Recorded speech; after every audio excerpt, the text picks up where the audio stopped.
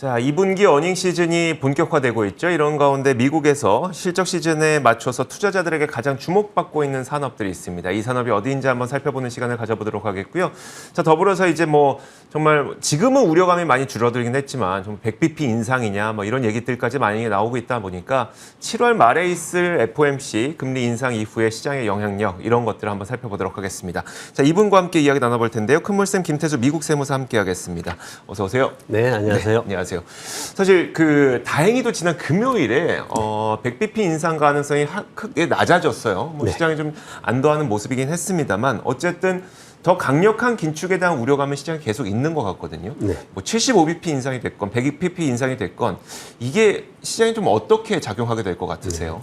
일단 지난주에 이제 시장 분위기는 그쪽으로 잠깐 형성이 됐는데 캐나다에서 네. 100bp를 올려버렸어요, 지금. 그러다 보니까 사실 캐나다나 미국은 굉장히 밀접한 관계에 있기 때문에 그럼 미국에서도 100bp 올리는 거 아니냐, 지금 그러니까요. 이런 분위기가 형성이 됐었거든요. 그래서 어쨌든 지금 미국 같은 경우에 이제 생산자 물가도 지난주에 급등을 했고 소비자 물가도 또 급등을 했고 여러 가지 이제 인플레이션 데이터들이 굉장히 상승을 지금 하고 있기 때문에 그런 측면에서 이제 지난주에 또 하나 나왔던 게 베이지북이 발표가 됐습니다. 네. 이제 연준에서 미국 경제가 어떻다라는 거를 설명을 해놓은 그런 베이지북이 발표가 됐는데 거기에서 미국 경제가 여전히 확장세를 유지하고 있다라고 평가를 했습니다. 하지만 침체 우려가 좀 높아졌다 이렇게 평가를 했거든요. 그래서 일부에서는 지금 보면은 경제가 괜찮을 때 그러면은 100bp 인상해가지고 빨리 인플레이션 내려야 되는 거 아니냐 이런 분위기가 좀 형성이 되고 있거든요. 연준 의원들 같은 경우에도 지금 이제 월러 총재가 이제 75bp를 선언한다라고 얘기는 했지만은 인터뷰 끝에는 또 이제 소비자 물가나 이런 게 올라가게 되면은 100bp 올리는 것도 용인하겠다. 이렇게 네네. 또 표현을 했기 때문에 아직 시장에서는 어디다라고 단언하기는 좀 어려운 상황인 것 같고 다만 이제 시장에 100bp가 올리는 그런 충격이 있을지라도 지금 보면 인플레이션 나왔을 때도 떨어진 지수를 다시 끌어올리고 하루에 움직이는 것들이 그리고 은행주 실적 나왔을 때도 또 떨어졌던 걸 다시 끌어올리고 이런 모습들을 보였기 때문에 투자자들이 어느 정도 이제 그런 부분에 대해서는 좀 충격을 이제 좀 덜 느낄 수 있는 그런 피로도를 덜 느낄 수 있는 그런 상황이 되지 않았나. 그래서 뭔가 이렇게 좀 안 좋게 나오더라도 바로바로 회복할 수 있는 그런 분위기는 좀 형성이 됐다라고 보여집니다. 알겠습니다. 그러니까 75bp 인상보다 100bp 인상을 하게 되면 당연히 시장 충격은 더 있을 수밖에 없겠죠. 그걸 피할 수는 없을 그렇죠. 테지만 시장 참가자들은 이미 100bp까지도 한번 심리적인 타격을 겪었기 때문에 이런 일이 실제 발생한다고 하더라도 시장 내에는 이미 좀 반영되어 있는 게 어느 정도 있어 보인다. 그렇죠. 예. 알겠습니다. 자, 국제 유가와 관련된 이야기도 한번 해보도록 할 텐데 사실 불과 한 6월 정도까지만 하더라도 에너지주는 당연히 넣고 가야 될 것 같은 그런 주식이었지만 사실 요즘에 유가가 다시 하락하는 모습 보이니까 이거 지금 넣으면 안 되는 거 아니야? 내가 상투 아니야? 이런 생각도 들거든요. 네. 에너지주에 대한 시각은 좀 어떠세요? 지금 에너지 이제 국내 증권사 쪽에서도 많이들 이제 얘기를 하고 있어요. 네. 에너지주 쪽에 어떤 투자에 대한 기대감이 사실 높은데 근데 요거를 우리가 조금 이 에너지 산업에 대해서 미국의 에너지 산업에 대해서 조금 이제 이해를 할 필요가 있는데 두 가지를 말씀을 드릴게요. 첫 번째는 뭐냐면은 미국이란 나라는 이제 경기가 어떻게 되든 상관없이 출퇴근하려면 자동차를 써야 됩니다. 네. 그러다 보니까 휘발유도 무조건 써야 돼요. 그래서 이제 지금 한국의 일부 증권사들 보고서 보면 이제 민감주 쪽으로 이제 에너지 섹터 분리해서 금리 인상, 물가 상승 이런 것들을 통해서 이제 수혜를 받는다.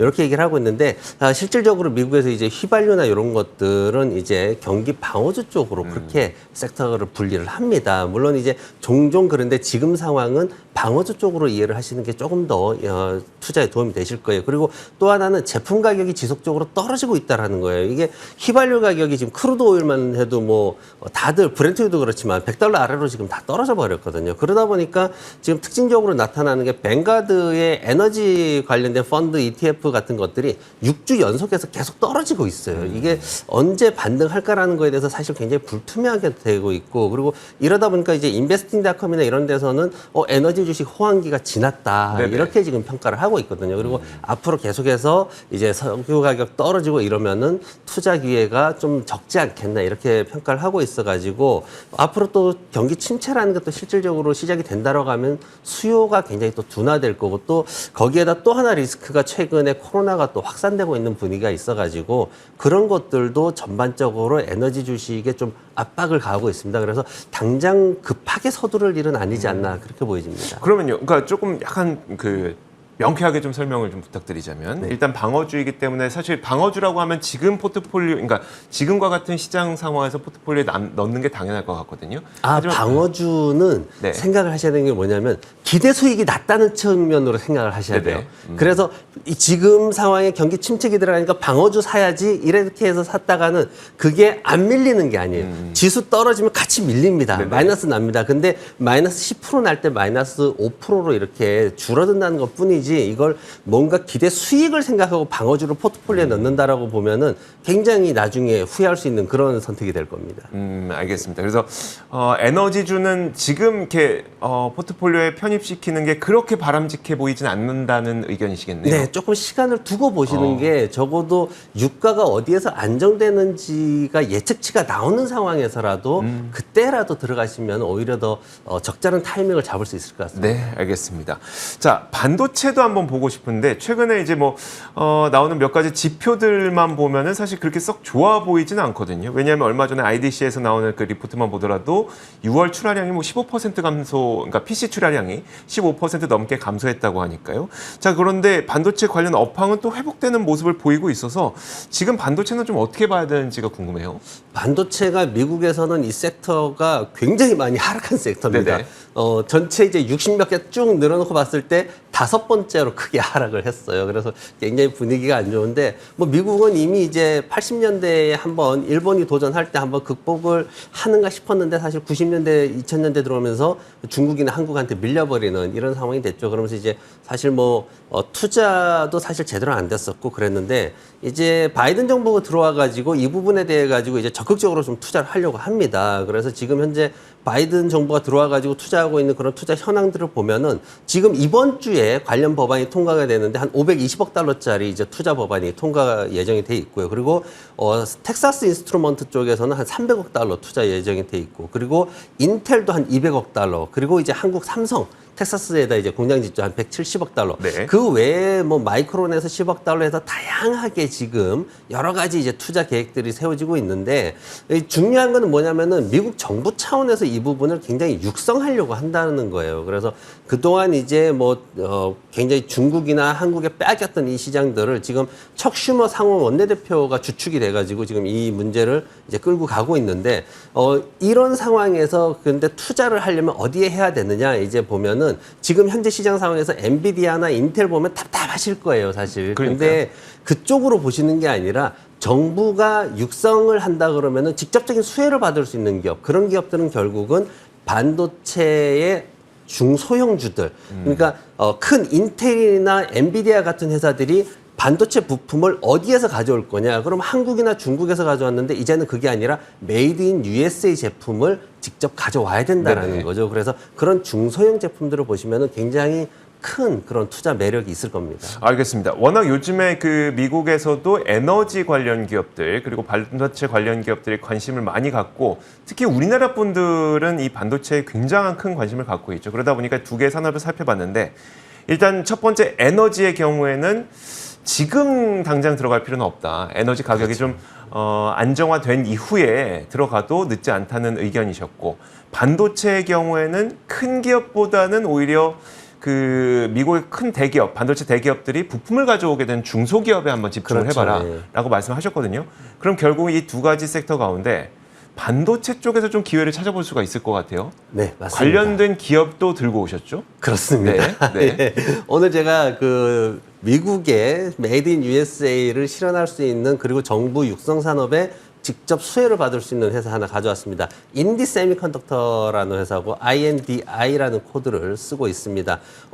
특별히 이제 차세대 자동차용 반도체 여기에 좀 특화시켜가지고 미국에서 육성을 하고 있는 그런 회사고요. 보면 자율주행 시스템에 관련된 모든 그런 시스템 반도체를 이곳에서 개발하고 생산한다라고 보시면 됩니다. 뭐 레이더라든가 아니면 초음파라든가 아니면 관련된 이제 커넥티드카 관련된 모든 것들이 이제 여기에서 개발이 되고 생산이 되는데 이미 미국 정부에 의해서 제1순위 공급업체로 선정이 됐습니다. 그러다 보니까 기술력은 이미 충분히 인정을 받고 있는 그런 상황이고 앞으로 미국 정부의 육성 산업에 따라서 이 회사 제품이 다양한 기업들에 이제 납품이 될 것으로 그렇게 예상이 되고 있습니다. 지금 이제 정부에서 뭐 520억 달러 반도체 한다고 제가 조금 전에 말씀드렸지만 어쨌든 인텔이나 이런 회사들은 최첨단 기술을 갖기 위해서 노력을 할 거고 그런 관련된 상황에서 이제 중소형 칩 제조 회사들 굉장히 사실 많진 않아요. 이렇게 주목받을 수 있는 회사들이 10개가 채 되진 않습니다. 하지만은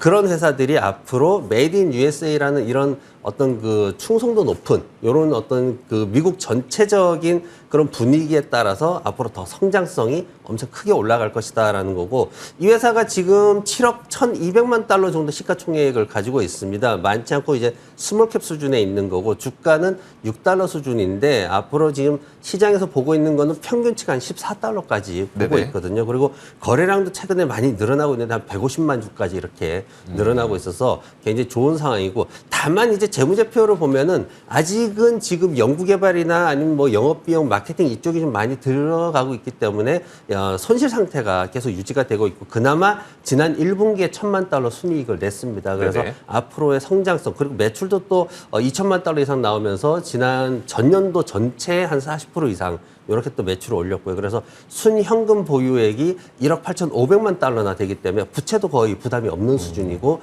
충분한 영업비용을 가지고 있고요. 그래서 이 회사 차트 보면은 굉장히 많이 떨어졌습니다. 이제 최근에 한 6개월, 1년 동안 보면은 많이 떨어지는 그런 모습 보이는데 그래도 지금 바닥 어느 정도 다지고 있기 때문에 앞으로 목표가는 1차적으로 9달러 80센트까지 보시고 손절매가는 아래쪽에 5달러 30 정도 보시면은 편안하게 그렇게 투자를 하실 수 있을 것 같습니다. 자, 보시는 분들이 약간은 좀 오해하실 수 있을 것 같아서 좀 정리를 해드리자면 불과 얼마 전까지만 하더라도 이 반도체 업황 좀 당분간 힘들 것 같다. 뭐 PC도 감소하고 스마트폰도 감소하고 막 이런 얘기들 많았잖아요.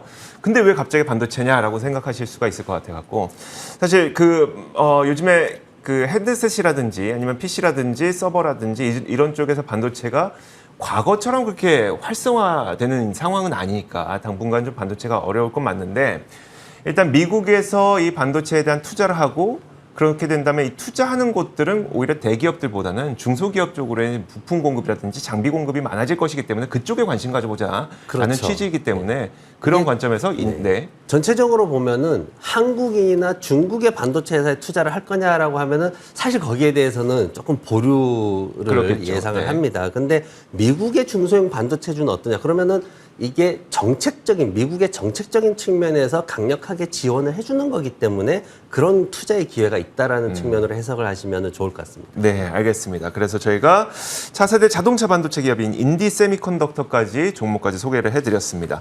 자, 이렇게 요즘 미국 시장에서 인기를 끌고 있는 많은 관심을 갖고 있는 두 가지 섹터 분석해 보면서 거기에서 관심주까지 언급을 해드렸습니다. 지금까지 큰물쌤 김태수 미국 세무사와 함께 이야기 나눠봤습니다. 고맙습니다. 네, 고맙습니다.